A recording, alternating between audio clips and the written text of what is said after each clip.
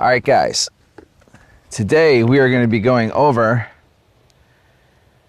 the Arsenal Hunt RZR SUB 2. All right, so you see it.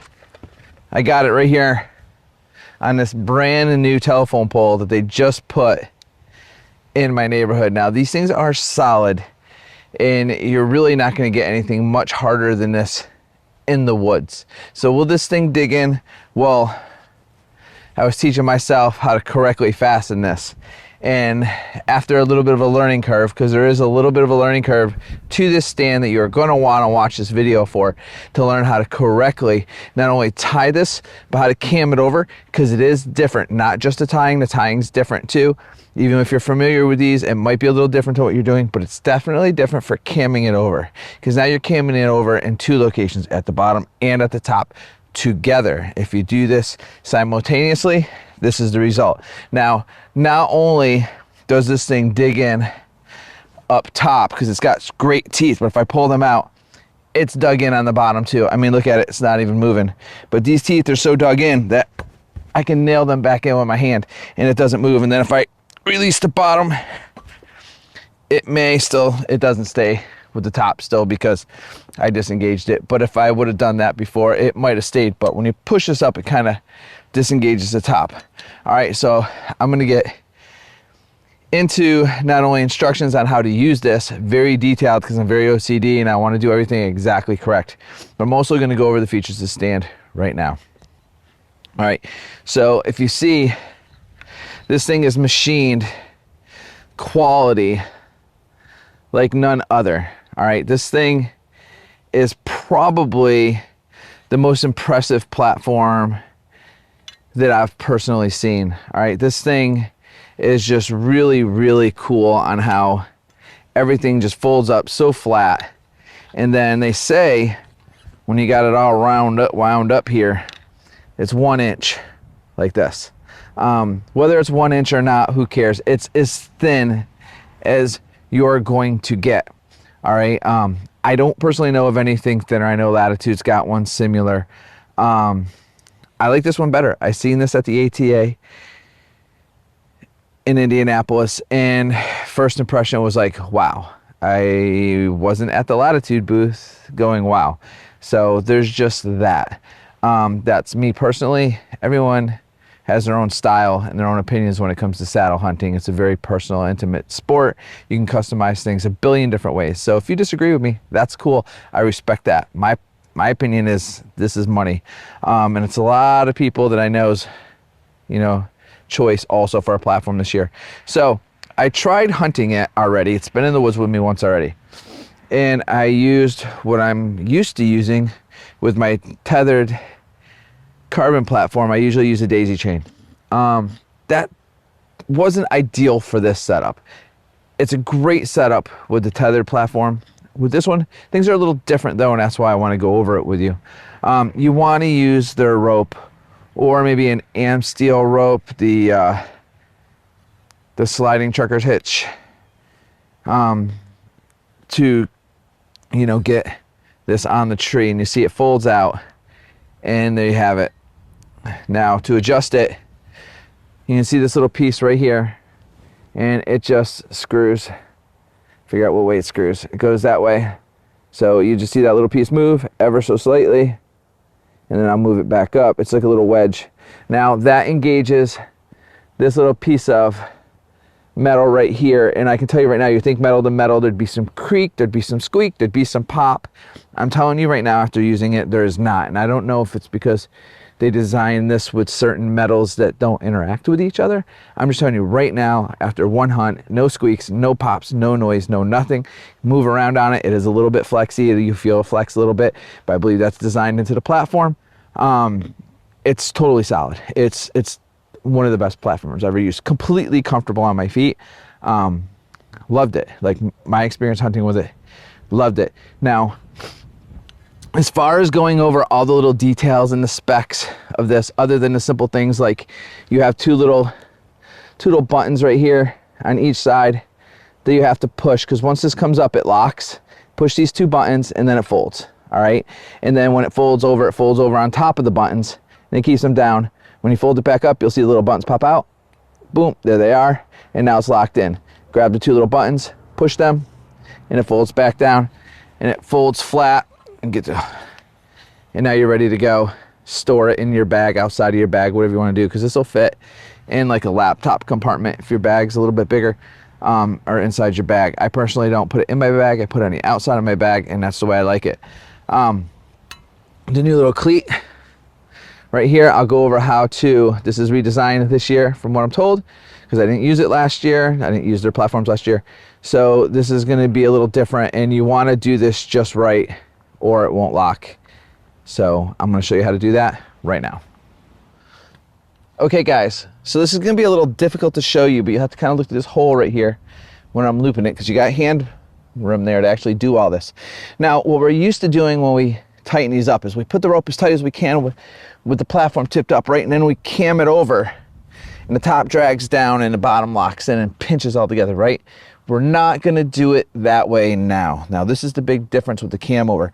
When we cam it over, we want the top down. We want it flat. We want this flat.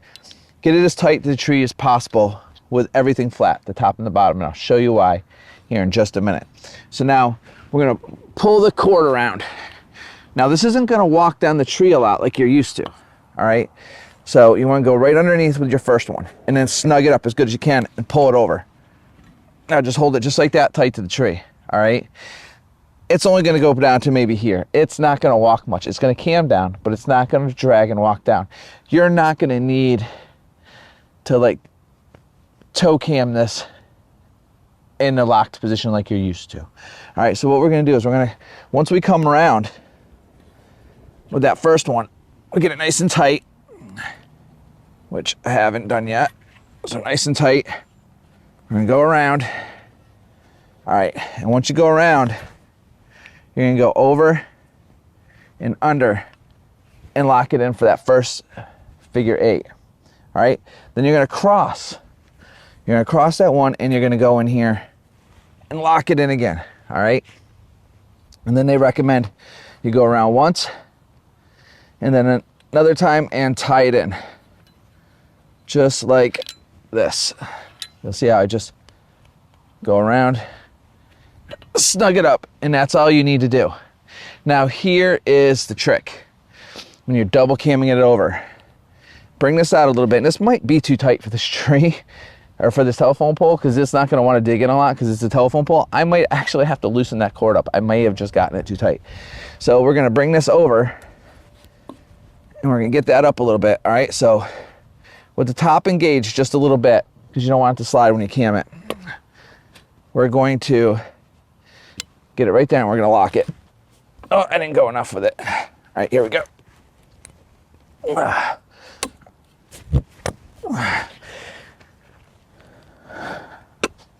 And I think I got it too tight. See, it's already stuck to the tree. I think I got it too tight with that top, but yeah, I can't get it anymore because the bottom won't dig in anymore. There we go. There we go. Now it's locked in. All right, so I had the rope in the way. It was skinning on the rope. Now the bottom dug in. Now the telephone company is not going to be happy at me about doing this tree or doing this telephone pole like this. So there's that. But you can see how much it's dug in. Now when I stand on this thing, if I can stand up this high without falling, looking like an idiot. All right, you'll see it's totally locked in. I can put side pressure on it because there's another telephone pole here.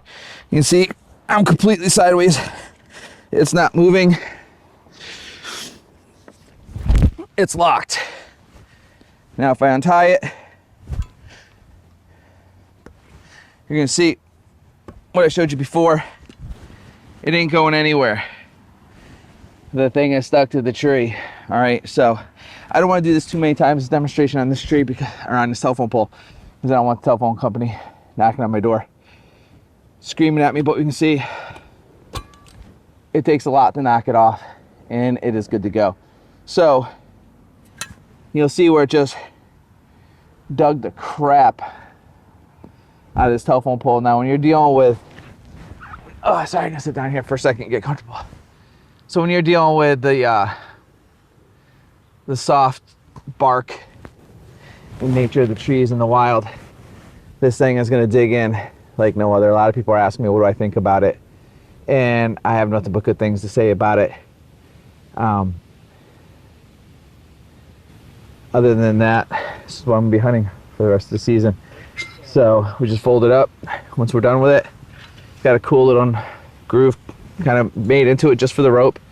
You go around with the rope, and it's got a little connector here that just, well, there's maybe one thing I don't like about it. The little connector just broke off of it.